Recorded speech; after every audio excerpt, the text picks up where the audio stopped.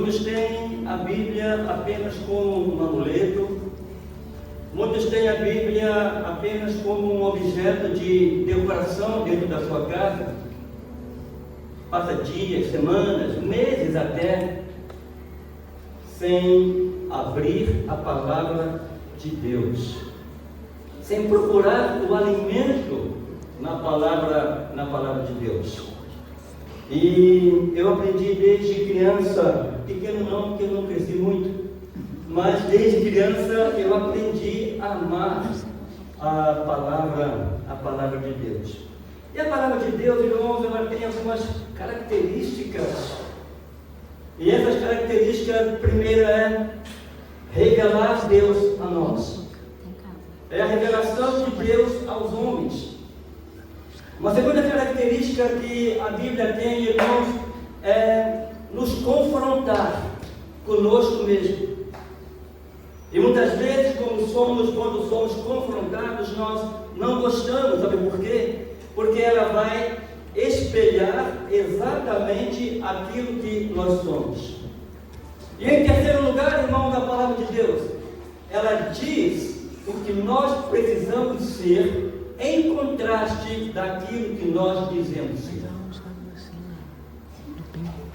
Por isso muitos não leem a Bíblia, por isso muitos não procuram a Bíblia. Deveriam procurar todos os dias, ler a palavra de Deus, não apenas ler, meditar na palavra de Deus, não apenas meditar, mas aplicar às nossas vidas tudo aquilo que Deus tem para nós. Se fizéssemos assim, irmãos, com certeza teríamos um mundo melhor. Com certeza teríamos não apenas exposente, ganha para o Senhor Jesus. Nós teríamos o Brasil, o mundo inteiro. Se cada um de nós levasse aquilo que Deus diz que nós temos que ser e precisamos ser, testemunhar daquilo que a Bíblia diz que precisa ser feito, o mundo seria melhor e muitas vidas seriam ganhas para o Senhor. Amém. E a Bíblia diz que nós fomos criados para o louvor da glória do Senhor. A Bíblia diz que nós seríamos testemunhas. A Bíblia diz que nós deveríamos sair, evangelizar, pregar a palavra e viver a palavra. E tem, além de todas essas coisas, tem algo que me chama a atenção, tem algo que me faz cada vez mais amar a Bíblia. É que a Bíblia jamais escondeu os defeitos até mesmo dos grandes homens de Deus e amigos de Deus. Ele não esconde. A Bíblia, ela desnuda o homem. A Bíblia, ela mostra quem realmente nós somos. E quando a palavra de Deus relata fatos de homens sérios, homens que sofreram afrontas por causa da palavra, mas homens que tiveram sérios problemas. Mas a Bíblia nos escondeu o fato, esses defeitos desses homens. E sabe, queridos, eu preciso aprender com a Bíblia, com a palavra de Deus, a descansar naquele que é o autor e criador da nossa fé. A Bíblia, ela nos fala de não apenas histórias, não apenas fatos históricos, mas a palavra de Deus, ela nos mostra de que maneira Deus usa as pessoas, e de que maneira Deus usa pessoas de fatos frágeis, como eu, como você. Hoje pela manhã, lá em Barcelos, quando nós estávamos lá para pregar pela manhã também, uma senhorinha, bem humilde, irmã Fátima, pequenininha, consegue ter menor que eu, mas aquela mulher, com toda a sua simplicidade, ela fez o momento dos dízimos e das ofertas, e ela falou com tanta simplicidade daquilo que a Bíblia fala, irmãos, que não houve quem não derramasse uma lágrima. Porque uma mulher simples, uma mulher que não é aquela mulher de ficar à frente de qualquer evento, Deus chama aquela mulher, leva aquela mulher, e uma linguagem muito simples faz com que todos nós ali presentes entendêssemos o que Deus queria dizer. O Evangelho é simples, a palavra de Deus é simples, nós é que complicamos as coisas. O problema está aqui, né? Uma pecinha que acha que é muito valorosa, mas o problema está em nós, está em você. Irmãos, deixa eu te dizer uma coisa, eu preciso aprender a andar na presença de Deus. Eu preciso aprender a depender de Deus. Quantas vezes nós dizemos, eu descanso em Deus, eu confio em Deus, eu creio em Deus, mas na primeira situação difícil, você já duvida, você já blasfema, você já diz, Senhor, cadê o Senhor? É isso que eu quero falar com os irmãos nesta noite. Eu quero não contar uma história, porque a Bíblia, ela não conta historinhas da cara X. Todas as coisas que a Bíblia relata, irmãos, têm um fundo, não apenas histórico, mas tem um fundo ético, moral e espiritual. Há sempre uma aplicação à nossa vida. Por isso eu preciso aprender a ler a palavra de Deus, a entender qual é o projeto, qual é a proposta, qual é o propósito de Deus naquele texto que eu li. Lembra, Gabriel? Naquela leitura, qual é o projeto de Deus para mim? O que Ele está querendo dizer para mim? Eu gostaria que você abrisse a sua Bíblia em 1 Reis 19, não sei se dá para você enxergar bem aqui. 1 Reis 19. Eu vou ler 18 versículos, irmãos, não vou me perdoar. Sabe, é para que a gente possa entrar dentro do contexto da mensagem desta noite. Israel tinha um rei. Esse rei se chamava Acabe. E esse rei tinha uma esposa. E os irmãos sábios, estudiosos, sabem muito bem que as esposas, os casamentos na antiguidade eram arranjos comerciais, eram alianças para poder aumentar o poderio de um determinado rei. E aqui está Acabe, um homem da nação israelita, um homem que sabia que desde o princípio ele não poderia fazer alianças com outros povos. E aquele homem então, queridos, se casa com uma mulher chamada Jezabel, uma personificação do diabo, do demônio, uma personificação daquela pessoa que entra em determinado momento apenas para destruir, para dar maus conselhos. E ela era persuasiva, ela era muito persuasiva. Para que os irmãos tenham ideia, um determinado momento da vida de Acabe, ele percebeu que ao lado do seu terreno, um homem chamado Nabote tinha uma vinha, ou uma quinta, né? Como dizem os portugueses. E Nabote então procurou aquele homem e disse, olha, eu quero comprar a sua vinha. E Nabote diz, olha, eu não vou, rei, com todo respeito, eu não vou te vender a minha vinha, porque ela é herança que eu recebi dos meus pais. E sabe, quando aquela criança mimada não tem o seu desejo satisfeito, a cara sabe muito bem disso, né? Quando o Gabriel, ele entra, sabe? Quando você nega, é o quê? Todo manhoso, exatamente. O rei Acabe chega no palácio, né, todo triste, choroso. Aí a Jezabel, ei, O que aconteceu? Na loja não quis me vender a quinta dele, não quis me vender lá o terreno que eu queria comprar. Ela falou,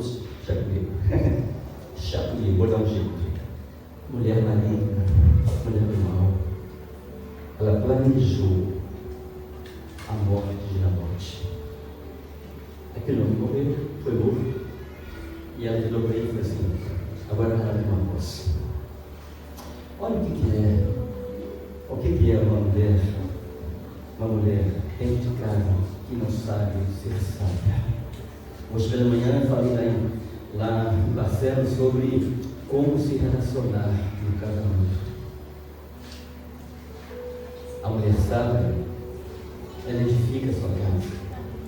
A mulher sábia, ela toma providências como a mulher de Provérbios 31. Quem achará? Ela cuida do marido, ela cuida da família. Mas Jezabel cuidava de si mesmo. Bom, voltando ao texto, Acabe estava ali reinando e existia lá no reino alguém chamado Elias, que era uma pedrinha no sapato de Acabe e Jezabel. Era uma pedrinha no sapato, era aquela, sabe, gente, você está rindo, deixa, coloca uma pedrinha, deixa a mãozinha no seu sapato, vai te incomodar, você vai andar, você vai ficar, até você encontrar um lugar para sentar, tirar o sapato, bater assim, você vai dizer, essa pedrinha desse tamanho, me incomodando assim. E Elias era essa pedrinha no sapato de Acabe. Elias desafiou, e olha, essa mulher, gente, deixa eu só fazer uma história, mais um pouquinho. Essa mulher, ela sustentava dentro do palácio 850 profetas de Baal e Astará. Ela sustentava, comiam a sua mesa. E Elias desafiou aqueles profetas, desafiou Acabe, desafiou Jezabel, e eles foram para o monte. Opa, é um monte aí, foram para o monte, vamos lá. E ele disse, olha, vocês vão ter um tempo aí para vocês clamar ao seu Deus. Botou um altar, botou lenha, e falou, o Deus que for Deus de verdade vai queimar esta hora.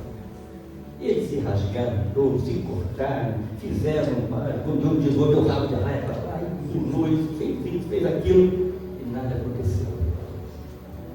Elias ora ao Senhor e diz, Senhor Deus, mostra quem tu és. Senhor, manda fogo. Gente, eu não sei como é que foi não, mas eu imagino que deve ter sido uma coisa fantástica, né? E o fogo desce, e a lenha queima, e ele mandou botar água ali em volta, ele lambeu a água e secou a água. E que fez a cara? Aquele garotinho manhoso, chega em casa, fala assim, Jezabel, Jezabel,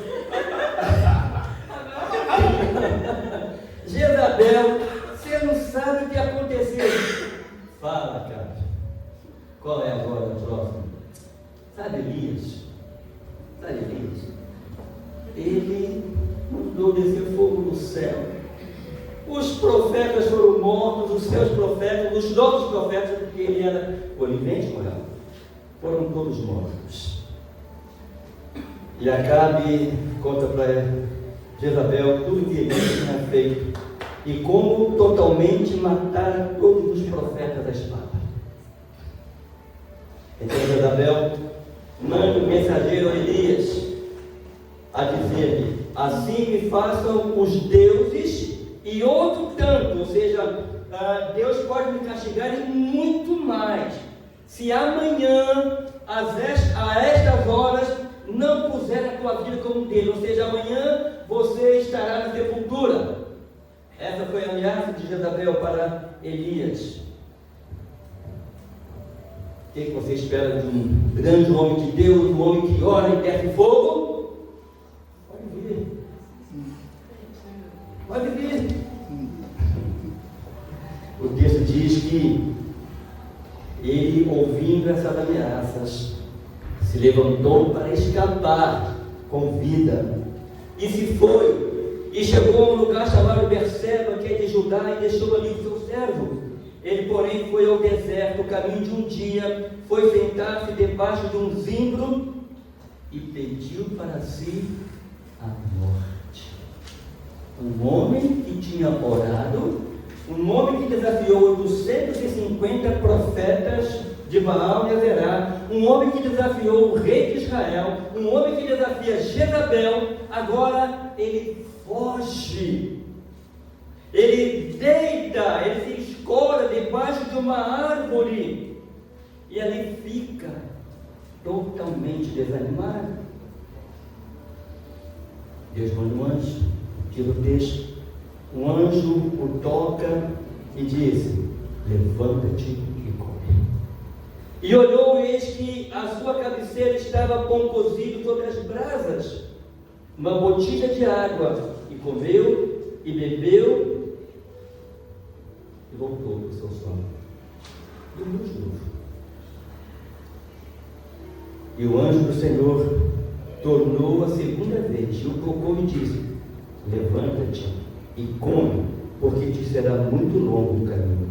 Levantou-se, pois, e comeu e bebeu, e com a força daquela comida caminhou 40 dias e 40 noites até o monte Horebe, o monte de Deus. E ali entrou numa caverna e passou ali a noite. E eis que a palavra do Senhor veio a ele e lhe disse: que fazes aqui, Elias? Irmão, essa pergunta, ela me incomodou e me incomoda até hoje. Eu gostaria que você guardasse essa pergunta: o que fazes aqui? Sabe o que você está fazendo aqui? Deus olhou para Elias e falou: Elias, o que você está fazendo aqui? O que você está fazendo aqui, Elias?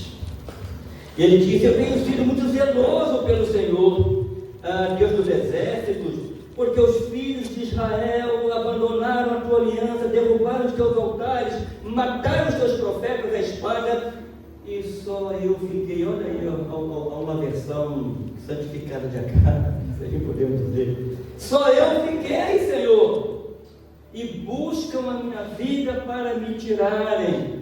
E Deus me disse: sai para fora, ponte neste monte perante o Senhor, e eis que passará o Senhor, como também um grande e forte vento que fendia os montes e quebrava as penhas diante do Senhor. Porém, o Senhor não estava no vento. Depois do vento veio um terremoto, também o Senhor não estava no terremoto. E depois do terremoto um fogo, porém também o Senhor não estava no fogo. E depois do fogo uma voz mansa e delicada. E sucedeu que, ouvindo a Elias, envolveu o seu rosto na sua capa, saiu para fora, pôs-se à entrada da caverna, e eis que veio a ele uma voz que dizia: que fazes aqui, Elias? Segunda vez: que fazes aqui, Elias? Aí ele repete a reclamação: eu tenho sido em extremo zeloso pelo Senhor, Deus dos exércitos, porque os filhos de Israel deixaram a tua aliança, derrubaram os teus altares. Eu acredito que Deus falou: ei, eu já ouvi isso, eu já ouvi, isso eu sei, eu tenho visto meu povo, eu não sou cego, eu não sou surdo, eu já sei disso, tudo que você está reclamando. Mas ele continuou, sabe, eles deixaram a tua aliança, derrubaram os teus altares e mataram os teus profetas à espada. Só eu fiquei. Ele falou: eu sou a cereja do bolo, eu sou a cereja do bolo, só eu fiquei, Senhor, e agora buscam tirar a minha vida. E o Senhor me disse: entendi tudo que você falou, vai e volta, vai e volta pelo mesmo caminho que você veio, volta pelo caminho para o deserto de Damasco, e chegando lá, você vai ungir Azael, rei sobre a Síria, vai ungir Jeú, filho de Nimsi, rei de Israel, e também Eliseu, que andava com ele, profeta em seu lugar.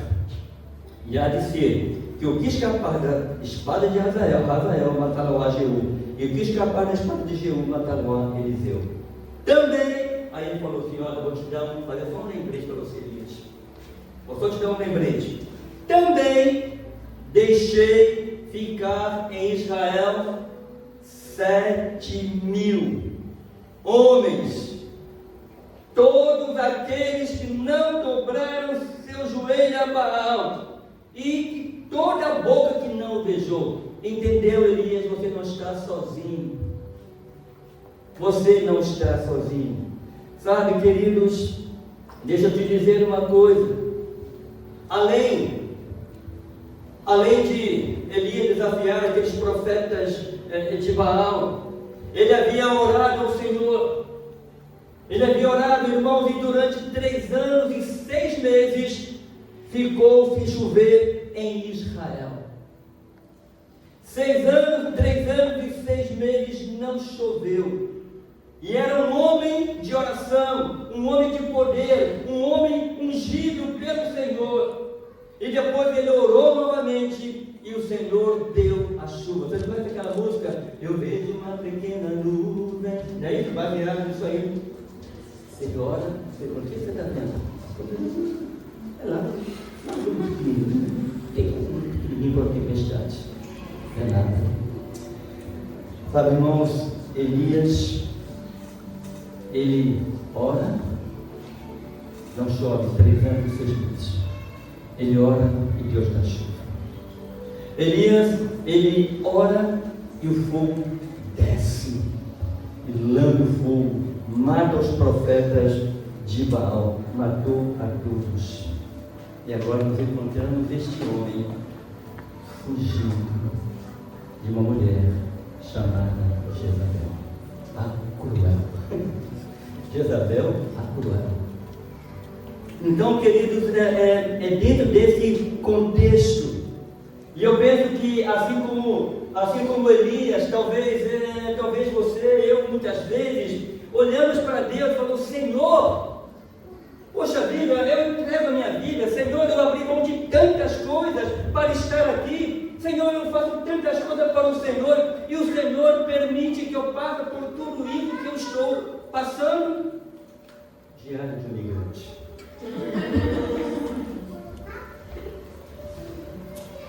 O que fazer? Perseguição implacável. O que fazer diante dessa situação? Senhor, eu não mereço essa perseguição. É assim que nós pensamos, irmãos, quando algo sai contrário àquilo que nós planejamos, na verdade. E agora, o que eu faço? Por isso precisamos aprender a descansar nas providências do Senhor. Queridos, o choro pode durar uma noite, mas a alegria, ela vem pela manhã. Deus, irmãos, muitas vezes nos coloca num deserto para nos provar. Deus muitas vezes nos coloca no deserto para tratar-nos e como precisamos ser tratados. Desse texto que nós lemos, de tudo aquilo que nós falamos até aqui, existem algumas coisas que nós podemos aplicar e aprender do texto e daquilo que o Senhor fez através de Elias, Acabe, Jezabel e todos aqueles profetas. Irmãos, na vontade de Deus, quer dizer, ante a vontade de Deus, existe a atitude do homem, que muitas vezes é uma atitude totalmente contrária à vontade de Deus. Vocês acham que era desejo de Deus, propósito de Deus que Elias fugisse? Vocês acham que era propósito de Deus que Elias se escondesse numa caverna? Claro que não. Só que muitas vezes, irmãos, nós somos tímidos demais. Tímidos demais. Alguns teólogos, alguns estudiosos da Bíblia dizem que diante daquela situação, Elias passou por um momento de depressão na sua vida. Não sei se foi exatamente isso, mas eu sei que naquele momento, quando ele percebe que a sua atitude, que o que ele tinha feito não era suficiente para afastar o perigo da sua vida, ele foge. Ele tenta escapar da situação para manter a sua vida. Não apenas isso, irmãos. Às vezes nós fugimos da presença de Deus, de onde jamais deveríamos sair. Nós fugimos da proteção do Senhor. Quando Josué dividiu a terra entre as tribos de Israel, Deus disse: olha, 6 cidades servirão de cidade de refúgio. 3 do lado do Jordão e 3 do outro lado, para proteção daquele que ferir alguém sem intenção, até que ele seja julgado. Irmãos, quando nós fugimos, quando nós corremos, quando nós nos escondemos, simplesmente nós estamos saindo da área de proteção. Nós estamos saindo fora dos muros de proteção que Deus tem preparado para nós. Mas ele não apenas fugiu, achando que poderia fugir de Deus. Nós achamos que poderíamos fugir de Deus, nós achamos disso. Nós escondemos em casa, nós reclamamos, dizemos que não viemos à igreja por causa do serviço, por causa de visita, por causa disso, por causa daquilo. Arrumamos 1001 desculpas, achando que Deus não sabe das coisas, que Deus não é onisciente, onipotente, onipresente. Não é? E nós fugimos de Deus, nos escondemos de Deus. Às vezes não apenas foge, mas ele também reclama. Ele diz: Senhor, a vida, sabe, você não leva isso em consideração? Eu tenho sido zeloso. Eu vou no culto de oração, eu vou no culto da fé, eu vou no monte, eu vou no GC, eu vou visitar. Senhor, você não está levando isso em consideração? O Senhor vai permitir que eu passe por tudo isto? Olha, os demais filhos, né, de Israel, meus irmãos, meus compatriotas, te abandonaram. Eles romperam a aliança contigo. Sabe, Deus, os teus profetas foram mortos à espada. Só eu fiquei e estão buscando a minha vida. É por isso que eu estou em fuga. É por isso que eu estou fugindo. É por isso que eu estou me escondendo. Tu não percebe isso? Murmuração, reclamação. Diz alguma coisa para vocês? Tem alguma coisa a ver conosco isso? Murmuração, reclamação. Quem murmura, reclama. Não consegue enxergar à frente. O caminho está à frente. Em terceiro lugar, irmãos, da atitude do homem está o desânimo. Este homem, servo de Deus, não é qualquer um homem, Elias. Este homem pediu a morte. Tão desanimado que ele está, triste, aborrecido, se sentindo sozinho na batalha, se sentindo isolado, desprezado por Deus e pelos seus compatriotas. Ele pede a morte, quando ele diz: basta, Senhor, toma agora minha vida, pois não sou melhor que meus pais. Chega, Senhor, eu não aguento mais. Alguém aqui nessa noite que está se sentindo assim por Deus? Deus quer falar com você nesta noite. Não desanime, não reclame, continue caminhando. Deus está contigo. Você pode ouvir algumas vezes e dizer: ei, o que você está fazendo aqui? O que você está fazendo aqui? O que você está fazendo aqui? Eu estou lá, junto com o pastor Wagner, pastora Cris, estou na Lagoinha. Ei, mas É só isso. É só isso. O que você está fazendo? Sabe, irmãos, diante da atitude do homem, tem a atitude de Deus. Esta é a causa de não sermos consumidos, por causa da misericórdia de Deus. Diante da impossibilidade humana, diante de não conseguir agir, humanamente falando, Deus começa a agir em nosso favor. Quando tudo parece perdido, quando tudo parece fugir ao nosso controle, aí chegou a hora de Deus trabalhar. Sabe por quê? Porque você falou de lutar com seus próprios braços, com as suas próprias forças, com as suas próprias energias. Aí Deus falou, agora sim. Agora eu vou trabalhar com você. Agora eu vou fazer o que eu quero fazer e não o que você quer fazer. Irmão, na verdade, nós sempre queremos dar, ou insistir em sermos deuses e achar que nós podemos dar ordens para Deus, achar que nós podemos comandar a atitude, o pensamento de Deus. Lhe engano, quando o profeta estava totalmente desanimado, quando o profeta estava se sentindo totalmente perdido, ele olha para aquele homem como misericórdia. Aí, irmão, eu lembro daquilo que Jesus Cristo falou no Novo Testamento. Existe algo impossível para Deus? Deus pode levantar o morto, Deus pode dar voz ao mudo, né? Deus pode dar audição àquele que surda, Deus pode fazer com que o humano caminhe normalmente.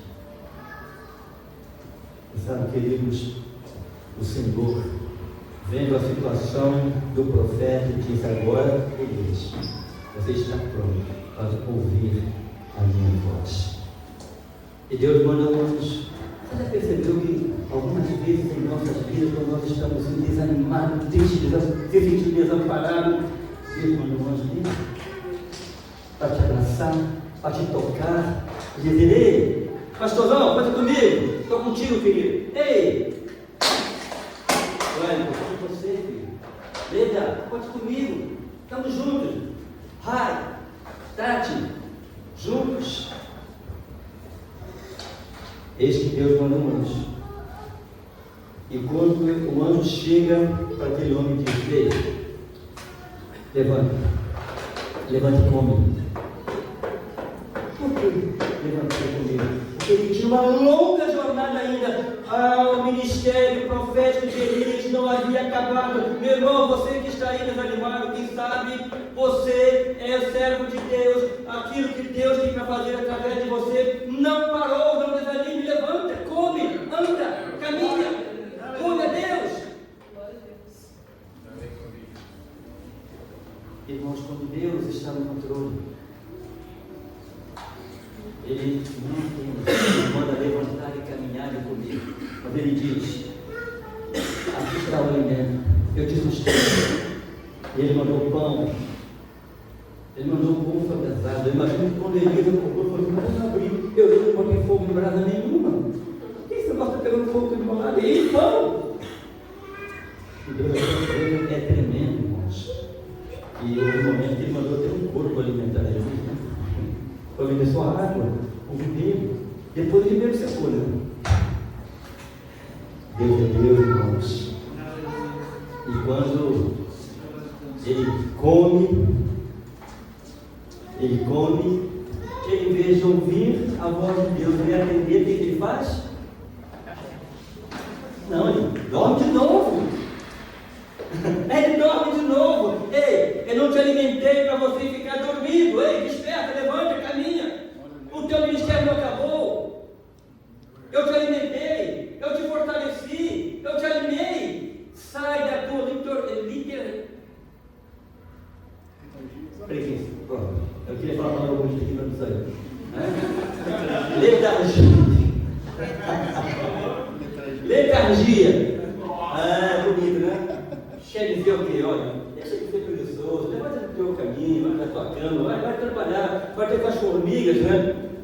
É mais ou menos assim. Então diz, olha, eu não te alimentei. Você dormir novamente. Não foi desse jeito, tá? E novamente Deus manda nós. Deus é paciente, né, gente? Como Deus é paciente com a gente. Nós somos teimosos, rebeldes, mas Deus, Ele tem muita misericórdia de nós. E o verso 7 diz que Deus manda novamente o anjo a estar com Elias e toca novamente e repete a mesma ordem: levanta-te, come, porque agora o teu caminho será longo. Queridos, o nosso caminho não é curto. Nós temos uma caminhada a fazer ao lado de Cristo. Por isso precisamos nos alimentar. Por isso eu falei no começo sobre a Bíblia, a palavra de Deus. A Bíblia que nos alimenta, a Bíblia que nos orienta. A Bíblia é que indica o caminho que Deus preparou para nós. E eu penso que, em outras palavras, o anjo disse para ele: ei, você acha que você terminou? Você nem começou ainda. Ainda tem coisas para fazer. Irmãos, eu achei que quando eu viesse para Portugal, meu ministério tinha se acabado. Eu falei, jubilei, passei o calhar, o pastor da igreja foi eleito hoje, graças a Deus. Né? Temos pastor lá em Veracruz. E eu achei que eu fosse chegar aqui, ia deitar, ia comer, ia beber, ia passear. Né? Mas Deus, louva a Deus, porque como Elias, ele louva para você, o ministério não acabou. O ministério não acabou. Você tem pessoas, né, para poder ajudar, fortalecer, caminhar com eles, aconselhar. Você tem pessoas ainda. Por isso, irmãos, nós precisamos nos alimentar da palavra de Deus, beber da fonte que jorra no cano de Deus. Sabe, quando Deus entra nesse negócio, Ele revigora, Ele restaura, Ele fortalece, Ele sustenta. E o texto diz no versículo 8 que ele comeu, bebeu e com a força daquela comida caminhou 40 dias e 40 noites até Horebe, o monte do Senhor. Ei, vamos despertar, vamos nos fortalecer, vamos nos revigorar. Sabe por quê? Porque o sustento vem de Deus e você vai caminhar muito ainda na presença de Deus. Você vai caminhar melhor. Amém. Deixa eu te dizer mais uma coisa, eu já estou caminhando, deixa eu cortar um pouquinho, senão eu vou até 10 horas, pastor.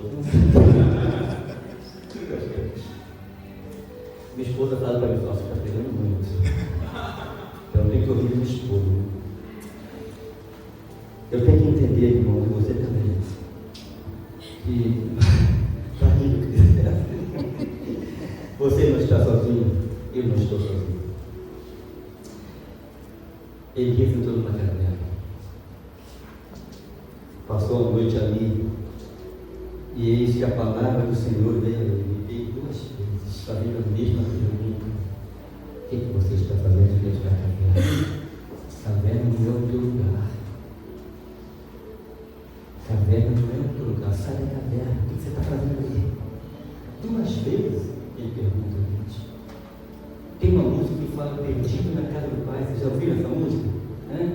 Muitas vezes, irmãos, eu não estou falando de incrédulos, não. Estou falando de gente crente, batizada, que confessa Jesus Cristo, mas que estão totalmente perdidos dentro da casa do Pai. Não sabem o que estão fazendo aqui. Não tem propósito, não tem vida, não tem alimento, não tem vigor. Pessoas que estão apenas esquentando bancos de igreja. Confessam a Jesus Cristo, mas não servem a Jesus Cristo. Há uma diferença. Saber quem é Jesus e ser servo de Jesus. Você consegue entender o significado da palavra servo? É luz, O doulos quer dizer o seguinte, que você é escravo, você pertence a alguém. E quando eu digo que eu sou servo de Jesus Cristo, vivo no exemplo, é Cristo que precisa viver em mim. Eu não sou dono de mim mesmo, eu faço aquilo que Ele mandar. Só que muitas vezes, como Elias, nós tapamos os nossos ouvidos, nós entramos na caverna e Deus está falando e nós não ouvimos. O que você está fazendo? Sai da caverna, porque eu quero me apresentar a você. O que fazes aqui, Elias? E Elias reclama. Agora, irmãos, chega a hora do tratamento. Chega o tratamento de choque que Deus deu a Elias. Olha só, sai da caverna que eu quero te falar. Eu vou me fazer conhecer. Você me serviu tanto tempo. Você é um homem que eu sei, profeta, para falar às nações, denunciar os pecados. E agora está escondido, fugindo de uma. Só porque ela é rainha, só porque ela tem o poder nas mãos, mas eu tenho poder acima dela. Sai da caverna, porque a caverna não é o nosso lugar. A caverna não é o seu lugar. Tem muito crente 007 aí, tem muita gente secreto, 007 dos senhores, escondido aí nas cavernas da vida das igrejas. Sai para fora e se coloque perante um monte, porque eu vou falar com você. E Deus se apresenta de algumas formas. Primeiro, passa um vento forte. Diz aqui que o vento forte que fendia os montes, abria os montes, quebrava as rochas. Eu pensei, se fosse eu falo, glória, é o Senhor passando. Não sou eu. E depois passa um vento. Senhor, também não estou no vento. E depois o vento e terremoto, abalou os alicerces. Não estava no terremoto. E depois do terremoto, um fogo. Também não. E depois do fogo, o Senhor se apresentou a ele através de uma brisa suave. Às vezes nós queremos coisas espetaculosas em nossas vidas. Às vezes queremos que Deus faça fogo, mas Deus pode estar falando a nós através de uma palavra simples, suave, como aquela que nós ouvimos pela manhã lá em Barcelos. Uma criança, um animal. Balaão não ouviu a mula não falou do Balaão, seu burro, não vai passar aqui. Tanta gente você está me machucando, vou passar no meio do mula aqui. Irmãos, o que Deus fala para aquele homem é o seguinte: eu só quero que você se apresente voluntariamente como alguém disposto a ouvir a minha voz. Amém. É isso que Ele espera de mim, irmãos. É isso que Ele espera de nós. Amém. E quando Elias, ele percebe a presença do Senhor, ele faz como Moisés, ele trava o rosto. Ninguém pode ver a glória de Deus. Ele coloca a sua capa, se envolveu o rosto da sua capa, e ele sai para fora, e ele se coloca na entrada da caverna. Aí vem aquele coisa de novo que quer calar. O que faz a Elias? Primeiro, Deus queria mostrar a Elias quem ele era. Deus nem sempre se apresenta com grandes alaridos, como se costuma dizer. Nem sempre com grandes estrondos, como se prega. Mas Deus se mostra como Ele é. Uma voz mansa e delicada. É como se eu estivesse dizendo para Elias e dizendo para nós nesta manhã. Está percebendo como eu me apresento? Está percebendo como eu me manifesto aos homens? Queridos, só está faltando uma coisa para muita aprender a ouvir a voz de Deus. Porque quando eu ouço a voz de Deus, a minha atitude muda por completo. Eu já vi Deus fazer milagres em nomes improváveis, homens improváveis. Já vi Deus mudar a vida desses homens. Alcoólatra. Eu fui pastor de um rapaz chamado Edgar. Meu primeiro ministério. Edgar era um alcoólatra. Era um homem. Você ouviu o testemunho dele, você chora e você diz: ah, Deus, obrigado por o Senhor existir. Ele dizia que ele era tão dependente do álcool, que de manhã cedo ele ficava na porta do boteco, do bar, esperando o homem abrir. E quando o dono daquele boteco abria, ele entrava. E sobre o balcão estavam vários copos com o resto de cachaça. E ele pegava aquilo e ia juntando os restos e tomava. Ele dizia: pastor, eu já estava no estado de delírio tremendo. Mas um dia Deus olhou para este homem. Ele ouviu a voz de Deus. Deus mudou a sua vida. E o Edgar, bêbado, é sujo, e ficava na porta do boteco. Hoje é um diácono, é um servo do Senhor. Glória a Deus. Pertencente à sua igreja. Porque aprendeu a ouvir a voz de Deus. Identificou a voz de Deus. Identificou qual era o projeto de Deus para a sua vida. É isso que você precisa entender. Qual é o projeto de Deus para a sua vida? Você já sabe qual é? Então eu vou perguntar como Deus perguntou a Elias: o que você está fazendo aqui? Você não foi chamado para ilustrar. Para isso tem quem faça. Tem zelador, tem pastor dele? Administrador, tem como chama, né? Tem zelador, tem zero por isso. Você não precisa com a tua calça, né, ou blusa limpar o banco de igreja. Você foi chamado para servir. Entendeu? Deus foi chamado para servir. Foi isso que Deus falou para eles. Ei, você chegou até aqui? Está desfocado. Não adiantou nada essa fuga sua. Volte. Porque eu ainda tenho muita coisa para fazer por você. Você vai ungir Azael, rei da Síria.